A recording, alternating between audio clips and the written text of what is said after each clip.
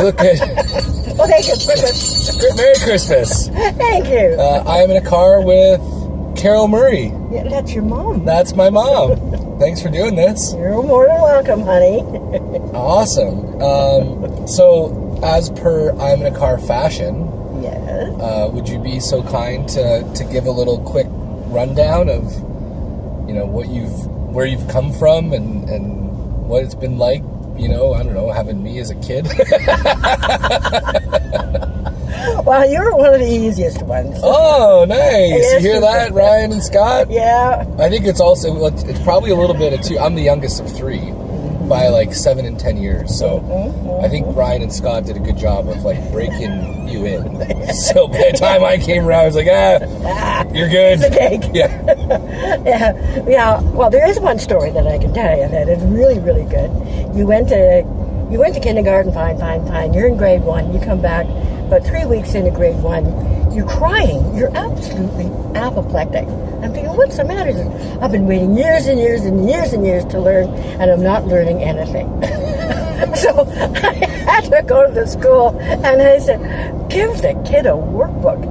Do something. He said, well, we're just trying to find out where everybody is. And I said, well, he's way above everybody. Do something. And it's interesting too. Later on in my career of school, I wasn't always the most engaged student.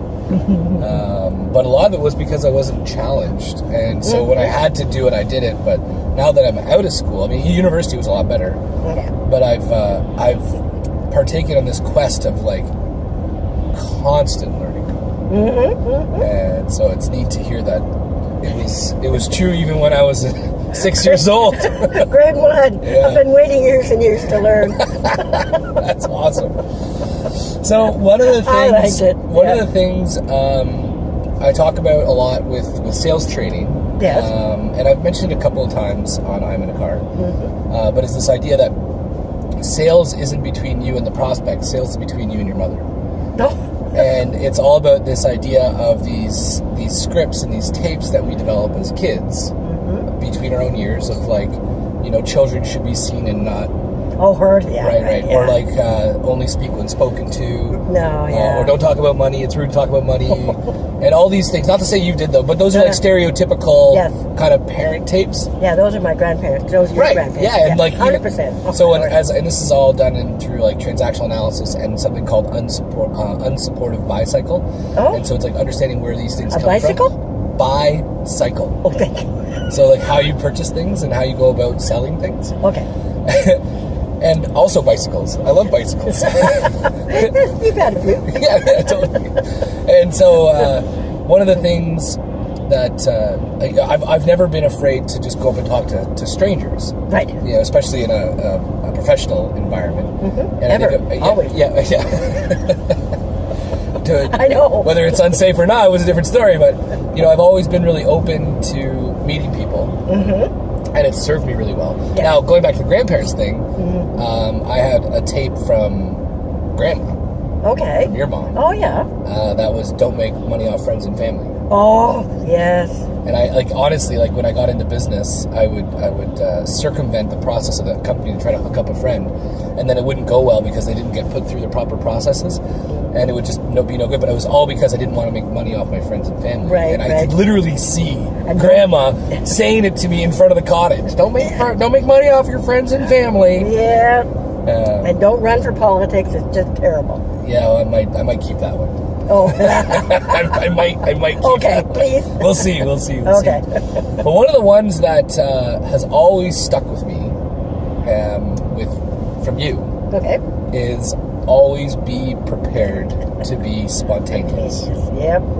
So that's really important. Where did that come from, and what does it mean to you? What it's sort of one of those life changes, one of those things that you just sort of have to have money in your bank account. Just have it there, just save it up. You don't know what you need it for, but boy, if all of a sudden there's a cruise you want to go on, or all of a sudden somebody needs to borrow money for, badly right now, for tomorrow, or you have a passport, you're not planning anything, but just have it in the back of your and so that if somebody says, hi, would you like to go to Mexico? Yes. Yeah, tomorrow? I'm like, I don't have a passport. I have passport. I have money. And it's one of those, just be prepared. So get your passport. Make sure you have it. Keep money in your bank, in your savings account, so that if all of a sudden you need to grab a couple of, $1,000 is even better to have in there. Because you can always do something with it. Right. Yeah, you can go someplace, you can help somebody. So just be prepared to be spontaneous. But put it together. And I think it's so beautiful, though, because the sentiment is, like, paradoxical. Mm-hmm. Be prepared. Be prepared. To be spontaneous. Yeah. And so where did it come from for you? Like, where did you get it from? Oh, where did it come from? It's just my own little It's a Carolism. Yes. Because I think you asked me once before, where did that come from? So I had a deep think. Yeah. And I think, be prepared, sure. And then everybody says, oh, Carol, you're so spontaneous. But, yeah, but I can do it because I got this, and this behind me. Yeah. I know a little bit of French, so yeah, go to Europe. Sure, why not? That's awesome. I know a little bit of French. Okay, I can go into Quebec, and I know this thing. Sign language and a little bit of body language. That's right. Yeah. So just step out of your comfort zone. And be prepared to be spontaneous. Cool. Yeah, it really is getting out of your comfort zone, but you have knowledge and forethought behind you. That's neat. I like it a lot. And it's something that I've stayed true to as much as I possibly can. Okay. And it's ingrained. It's a tape that I have that I want to keep. Okay. One of the things we always talk about is like understanding where your tapes come from, what they are, and then deciding whether you want to keep them or not. Mm-hmm. So like the grandma one, don't make money off friends and family. Okay. I got rid of it because my whole thought is bring value to people and let them pay the price of that value and be okay with it. Yeah. So I didn't want that tape anymore. No. But this tape I want. Just like always look both ways before you cross the road. That's a tape that serves me very well. I won't You'll let learn that go. that young. Yeah, really young. So read up there. There's a book there that somebody says you've learned everything you've learned in kindergarten. Right. And it's so true. If I say I don't like you, I've warned you. Right. What do children in kindergarten do? Yeah. They're gonna hit you. They shoot you straight. Yeah. If I don't want to be your friend, I'm gonna tell you I don't want to be your friend. Yeah. If I love you, I'm gonna give you a hug. Everything you wanted to learn, you learned in kindergarten. It's so beautifully simple. Very simple. That's cool. Yeah. So one of the other questions I wanted to ask you on the show today was, raising 3 kids. Yes. 3 sons. 3 sons. Specifically. So proud. I'm starting to learn now that there's nuances to gender at different ages. Yes. But what was one of your biggest kind of takeaways in terms of like leadership? So you've got these humans that are growing up. You want them to behave in a certain way, but you know really well. And actually, this is another tape I probably got from you: is don't tell me what to do. And humans have the tendency to have that, slant towards, I don't want to be told what to do. I want to learn on my own. Yep. So in terms of and letting them fail and letting us fail and being okay, like what was the big thing that kind of was like a aha moment for you when it came to raising three men now? That's right, and 3 very successful men. Thank you very much, in loving sons. What it was just letting you guys be yourselves, but just let you go out there, ride your bike and skin a knee. Right. I can't put bubble wrap around you. I know there's ways that you're going to start going out there. So, I know the first time when Ryan went to school and he went around the corner, he's the oldest. He went around the corner and I cried. Yeah. I cried because he didn't want me to walk him to school. Right. So all of a sudden, there's this child of mine that I had to protect with everything. And then I could no longer look after him. I said, he's on his own. Yeah. I know, I started to cry. And the last time I cried is when I sent you on an airplane. Yeah. I said, he's going as my son, he's coming back a man. Which was amazing. And just for the record, this is, I might have alluded to this story a couple times, but it was about pursuing passion. And it was a video I did actually a couple weeks ago. Oh, okay. And it was around, I was working at the Delta Hotel in Mississauga.